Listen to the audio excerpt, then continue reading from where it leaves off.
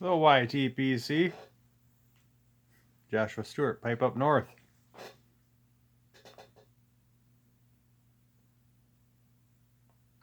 Well, just start out right away. Thank you everybody for all your kind words on the video last week that I put out, and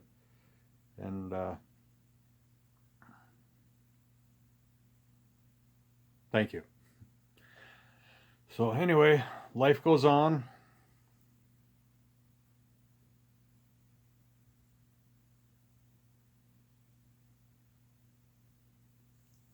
Another busy weekend last weekend. I think I put out the video from the weekend before. Was the last one when I was up north in the woods, which, like I say, that was several days old when I posted it.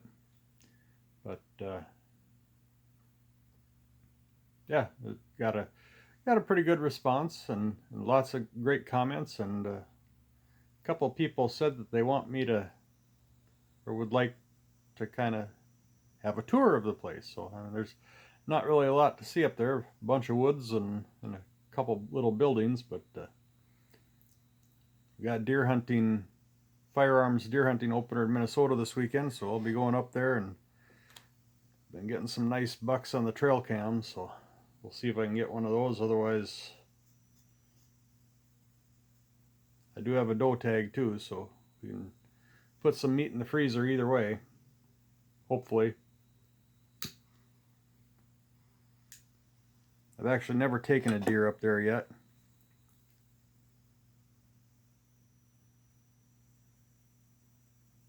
This will be my 4th deer season up there.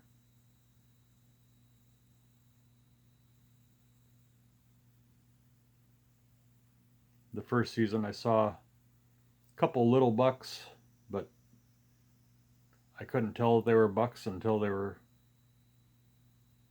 turned around and were too far away for me to shoot.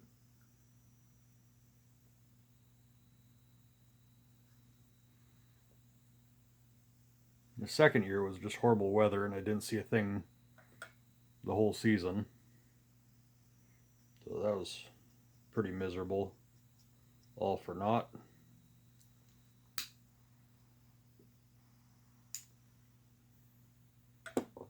Last year, I did see a few does, but no bucks, and I didn't have a doe permit, so.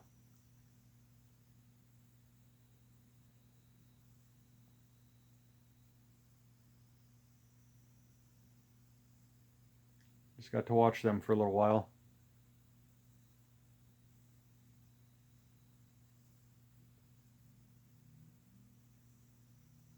So I'm going to have the dilemma. If I see a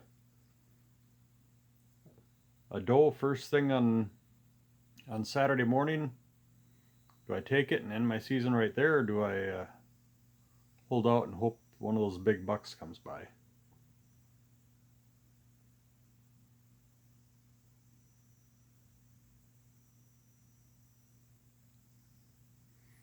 So we'll have to check the trail cam, see what's been happening the last few days. But I guess on the plus side, weather is supposed to be pretty decent for deer season this year. Highs in the 50s during the day and lows in the 30s at night, so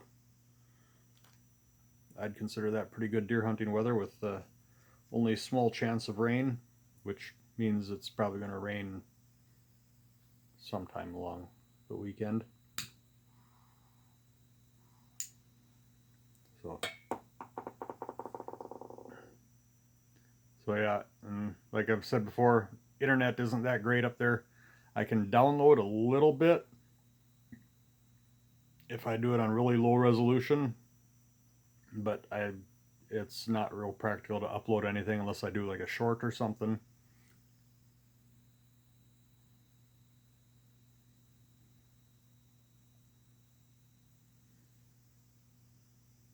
Because otherwise it would probably take hours for it to upload with the slow connections I'd get up there.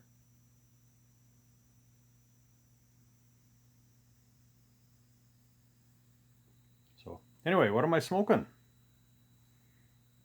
well, happens to be codger in the corn cob and tobacco tin Tuesday. So, corn cob, I got trusty old Missouri Meerschaum Legend. This happens to be the very first Missouri Meerschaum corn cob pipe I bought.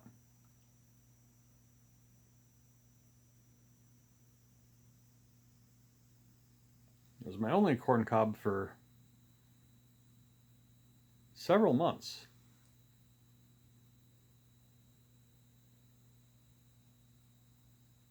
And even though I haven't marked it, like a lot of my other corn cobs, I've got them marked for different blends or where I bought them, whatever. But this one I didn't. I've never put any markings on it. But I don't know if you can see there or not. There's a little bit of cracking going on in the bowl. And all that happened probably 5 or 10 bowls in, which I was probably puffing way too hard and getting things way too hot.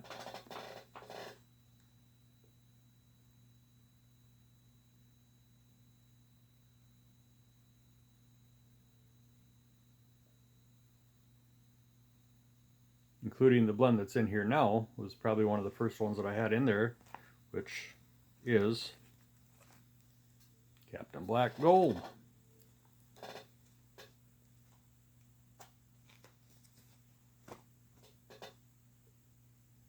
And I've shared this before too, that the first time I tried that Captain Black Gold, I was not a fan.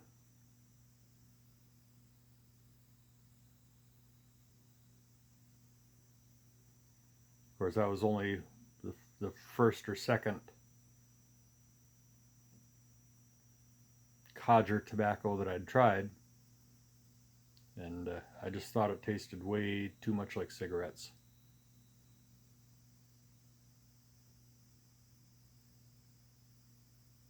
But now, I don't get that at all. Because it claims to be a mature golden Cavendish. Delightfully aromatic. And I get that all now.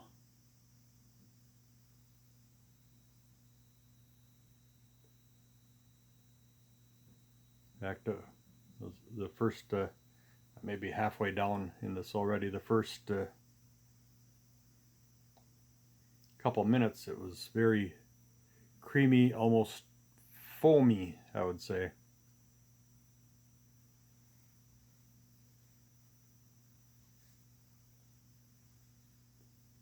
In the mouthfeel.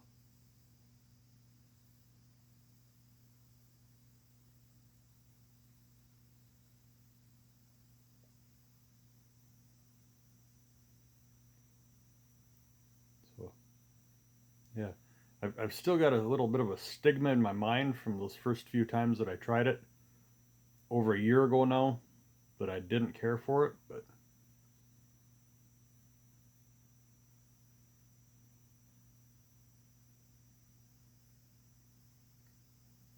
this is getting up close to the Captain Black Dark and the Captain Black Royal.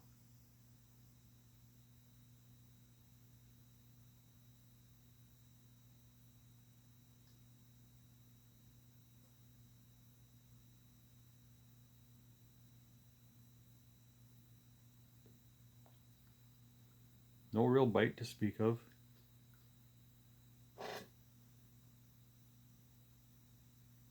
I'm sure if I'd freight train it, I'd probably get something.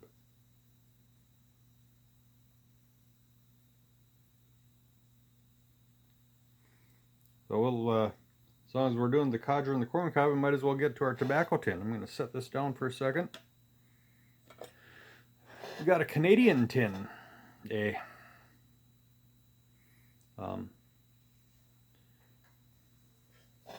Forest and Stream from Imperial Tobacco Company. I did my obligatory 5-minute research on it.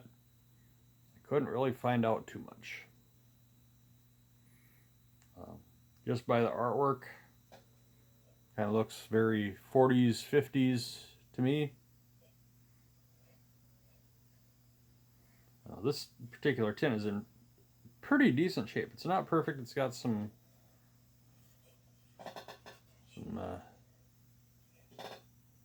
something that actually looks fresh. That might have happened on the way here from Mom and Dad's.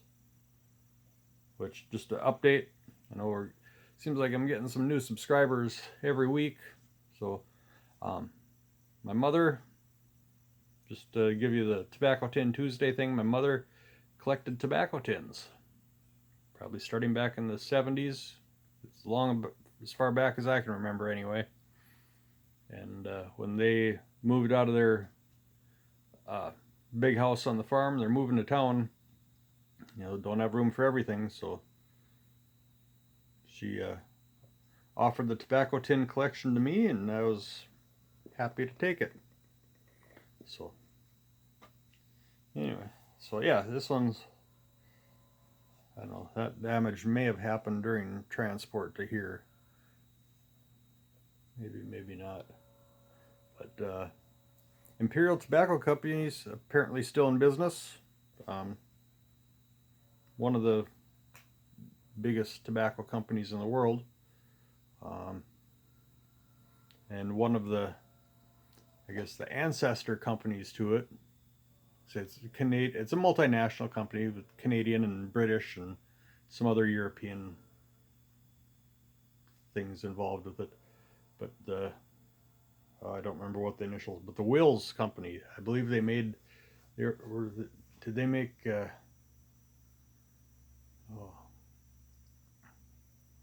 the original ones that made Capstan? Or was it Three Nuns? I don't know, one or the other, but been around since the 1700s.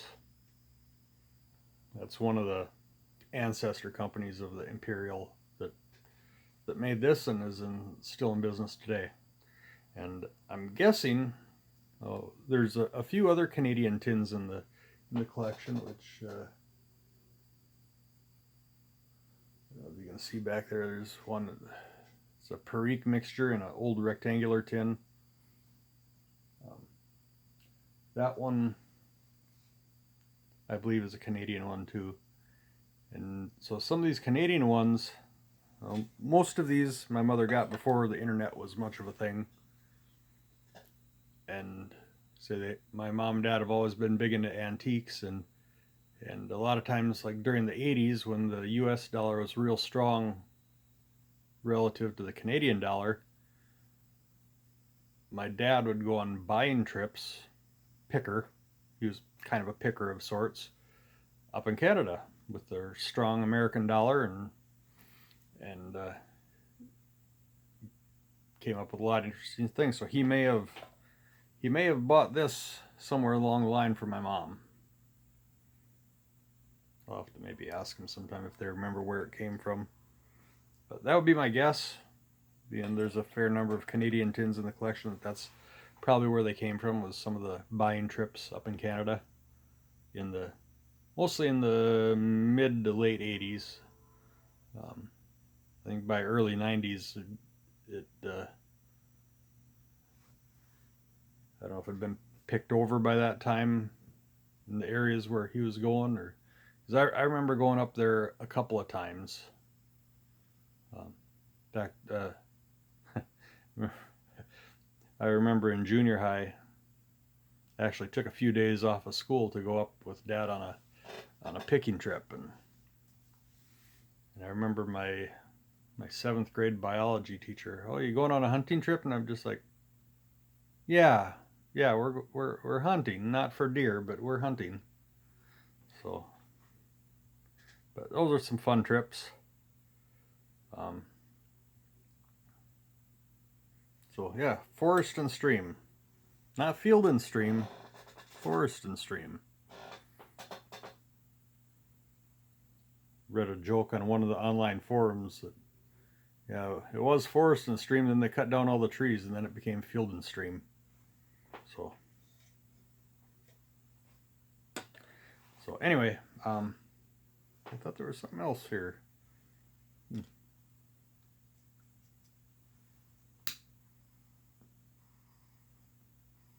Oh, I remember one of the other things I was gonna. Oh, Yeah, that's one thing about this Captain Black Gold. It's very smoky.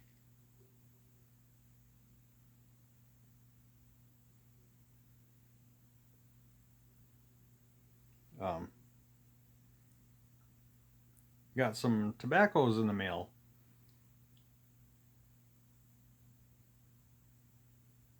Just a couple. I mean, it wasn't a whole lot, but from Ken Byron Ventures.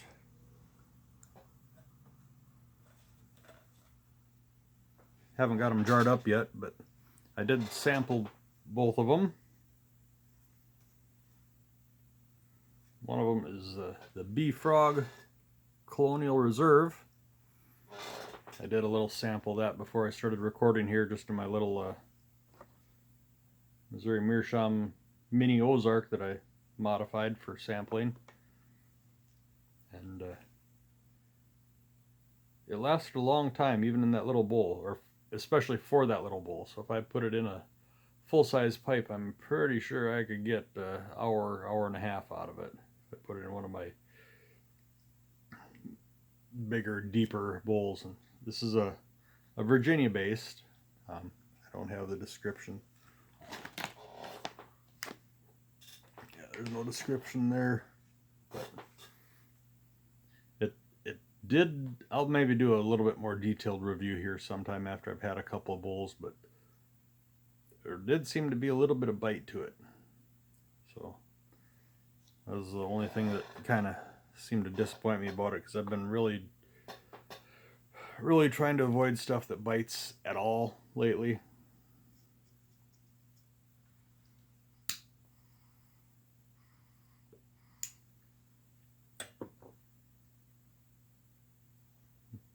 I need both hands. I can't.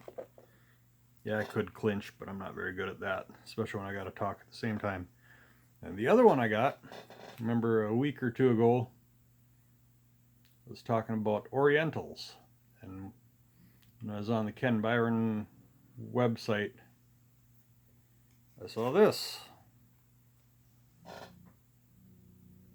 Samson and Delilah, which is a Oriental Forward Virginia blend.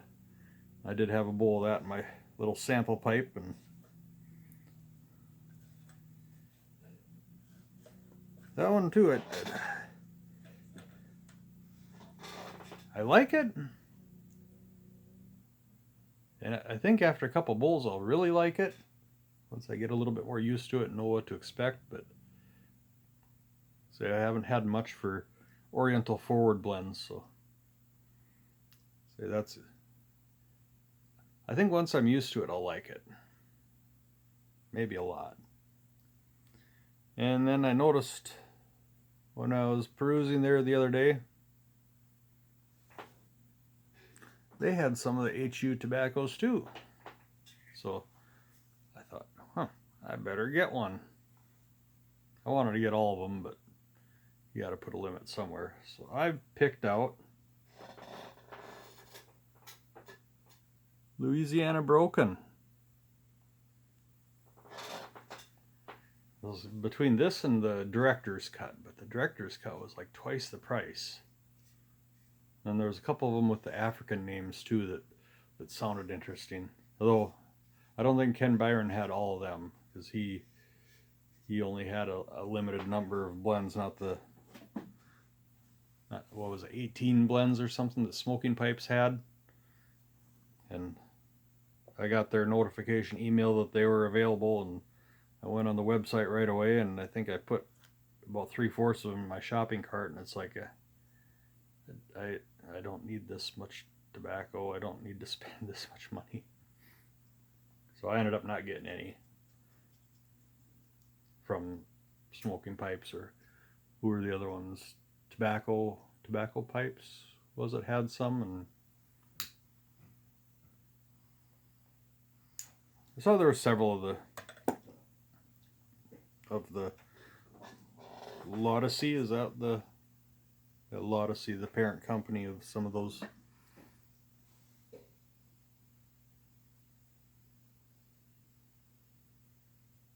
think all the Laudacy retailers had had the full selection of 18, at least for a couple hours.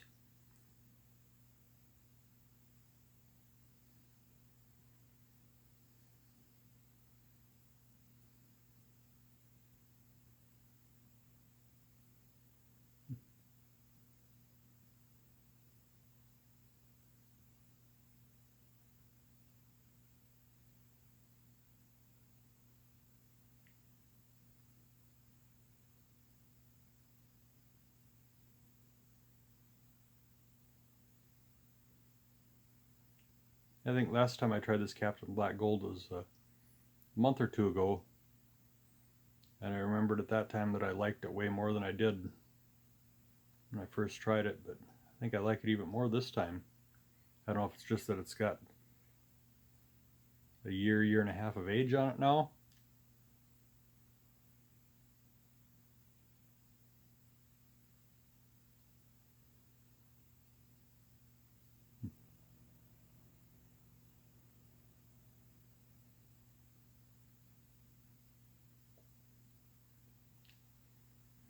But anyway, oh, and then going back to the Ken Byron, I've been checking out his website every day. Just in fact, that's kind of how I found that he had a few HU blends on hand.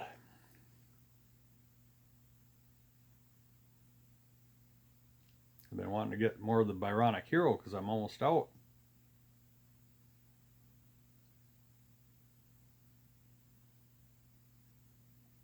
But if I understood right on his news page or whatever it is on the website, and some of his posts on Twitter or X or whatever it is, whatever, he only does one social media platform, and so whichever one that is, I follow him on there.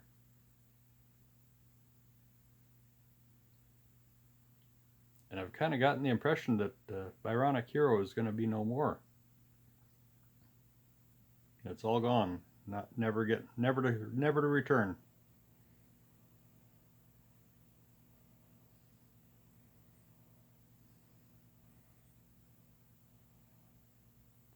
Which I hope isn't the case, because that's like, you know, I made the video a while back about a new favorite tobacco, and well, favorite tobaccos are a little bit like the Armchair Ed's favorite pipe. It's whichever one he's got at the moment.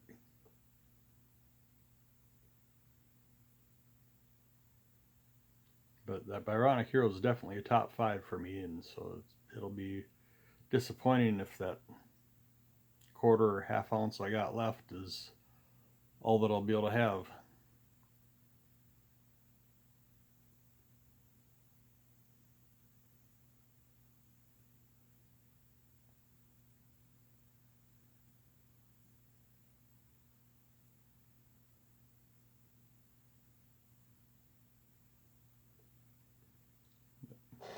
I wish most of the Ken Byron stuff that I've had, I've liked quite a bit. But I wish he had a little bit better, you know, maybe on the social media end with the X or Twitter or whatever it is these days. If you could interact with his customer base a little bit more.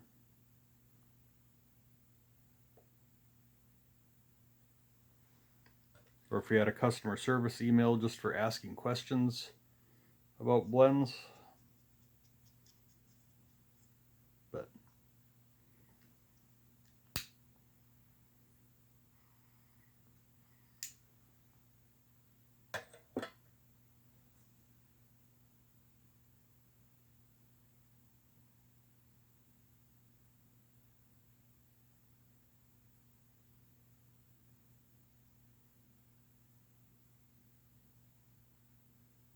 the sad thing is a few weeks ago, before it went out of stock again, I think I had a pound in my shopping cart that I was gonna buy.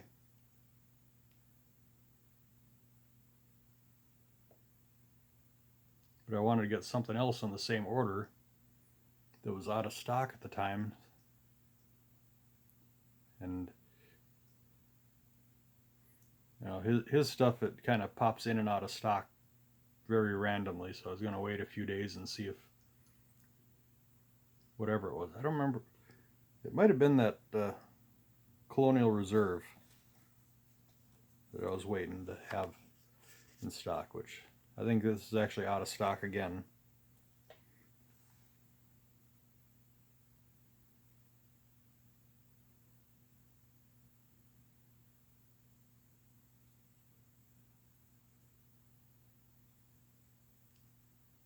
But and then, so I guess with his stuff, I'll just not worry about trying to bundle my shopping stuff together. Rambling again. 26 minutes already. Jeez. I haven't hardly said anything of importance.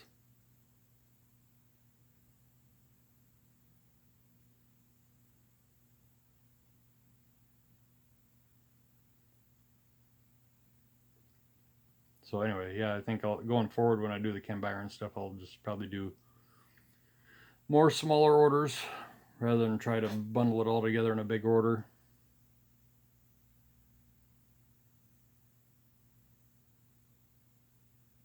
Because he seems to be one of the more reasonable shipping from, especially for small orders that I've found from a lot of the online retailers. But kind of frustrating because the inventory is so sporadic.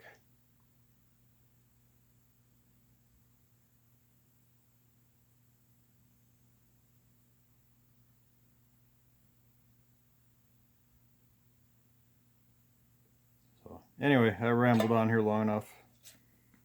Have to get going here. Try to catch up on some of your videos. Say once again, thank you for kind words for everybody that left comments over the last week and or made comments in your own videos. Appreciate it. I've shared some of them with the wife and kids too, and they're definitely touched by some of that too. So appreciate it.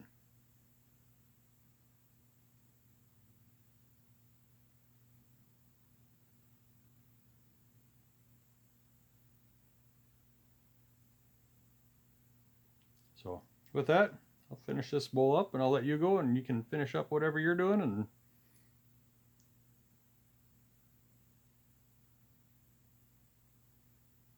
leave it at that.